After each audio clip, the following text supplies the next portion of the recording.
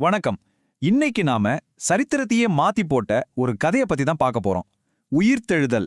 மத்தேயு, மார்க்கு, லூக்கா, யோவான் இவங்களோட பதிவுகள் அடிப்படையில இந்த ஒரே ஒரு சம்பவம் எப்படி எல்லாத்தையுமே மாத்துச்சுன்னு கொஞ்சம் ஆழமா பார்க்கலாம் வாங்க.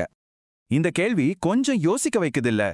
சிலுவையில அறையப்பட்டதுதான் கதையோட முடிவுன்னு நினைச்ச நேரத்துல அது உண்மையிலேயே யாருமே எதிர்பார்க்காத ஒரு புது அத்தியாயத்தோட தொடக்கமா இருந்துச்சு. வாங்க அந்த ஆரம்பத்துல என்ன நடந்துச்சுன்னு பார்க்கலாம். இயேசு சிலுவையில அறையப்பட்டு 3 நாளாச்சு. அவரோட சீஷர்களுக்கு நம்பிக்கை சுத்தமா போயிருச்சு. துக்கம், பயம் இதுல தான் மூழ்கி இருந்தாங்க. அவங்க உலகமே இருண்டு போன மாதிரி ஒரு நிலைமை. சரியா? அந்த இருட்டுல இருந்து தான் நம்ம கதை ஆரம்பிக்குது. அந்த ஞாயிற்றுக்கிழமை அதிகாலையில யாருக்குமே தெரியாம ஒரு பிரம்மாண்டமான சம்பவம் நடந்துட்டு இருந்துச்சு.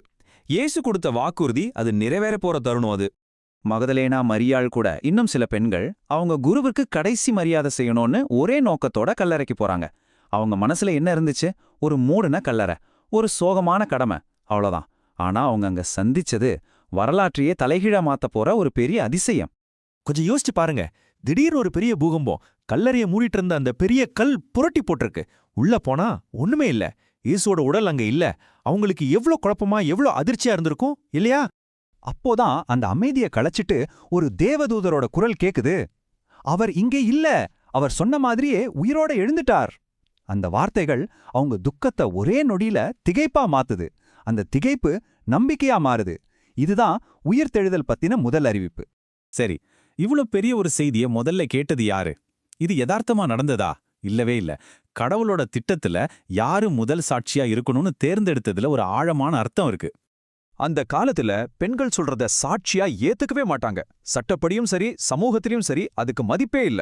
அப்படி ஒரு சூழ்நிலையில சரித்திரத்தோட மிக முக்கியமான ஒரு சம்பவத்துக்கு பெண்களை முதல் சாட்சியா கடவுள் ஏன் தேர்ந்தெடுக்கணும்? இதுவே ஒரு பெரிய ஆதாரம். அதாவது இந்த கதை யாரோ ஒருத்தர் கட்டின கதை இல்ல, நடந்ததை அப்படியே பதிவு செஞ்சிருக்காங்கன்னு புரிய வைக்குது.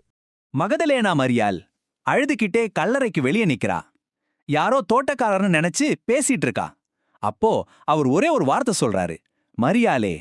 அந்த குரல், அந்த பாசம் உடனே அவளுக்கு புரிஞ்சிருச்சு. அது அவளோட குருதானு.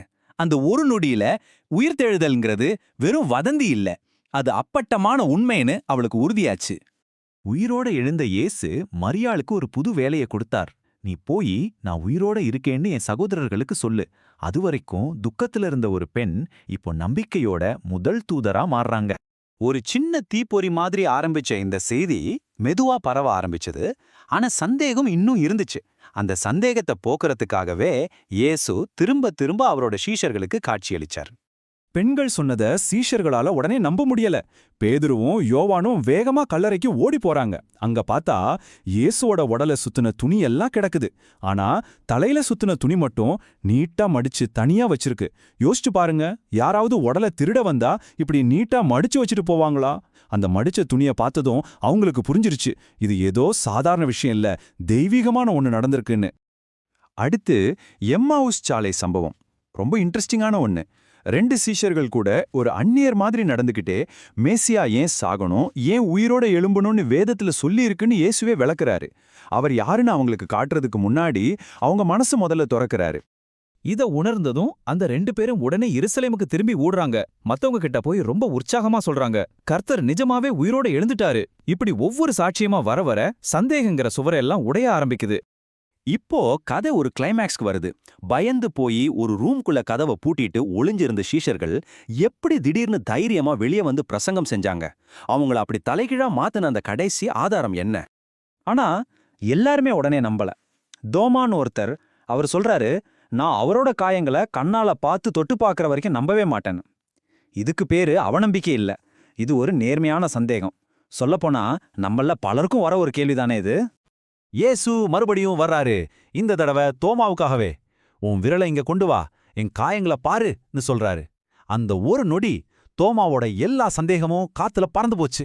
உடனே முட்டி போட்டு, என் ஆண்டவரே, என் தேவனேன்னு சொல்றாரு. இது விசுவாசத்தோட ஒரு உச்சக்கட்ட அறிக்கை. சரி, இதெல்லாம் நடந்து முடிஞ்சிருச்சு. இதோட உண்மையான அர்த்தம் என்ன? உயிர்த்தெழுதல் ஏன் இன்னைக்கும் இவ்ளோ முக்கியமா இருக்கு? வாங்க அதோட தாக்கத்தை பத்தி பார்க்கலாம். இந்த மாற்றத்தை நம்பவே முடியாது.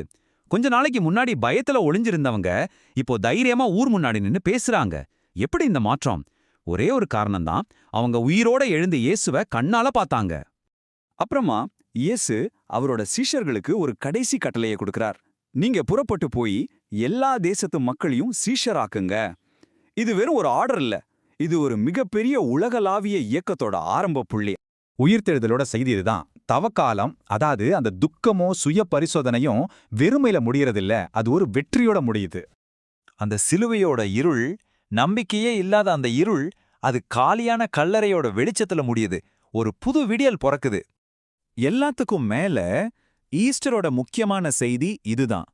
மனுஷனோட மிகப்பெரிய எதிரியான மரணம் ஒரு முடிவு கிடையாது, அது வாழ்வோட முடியுது. 2000 வருஷமா இந்த ஒரு அறிவிப்பு தான் உலகமெங்கும் எதிரொலிச்சிட்டு இருக்கு. இதுதான் உயிர்த்தெழுதல் கதையோட மையம். இதுதான் நம்பிக்கை, இதுதான் வெற்றி. அவர் உயிர்த்தெழுந்தார், நிஜமாகவே அவர் உயிர்த்தெழுந்தார்.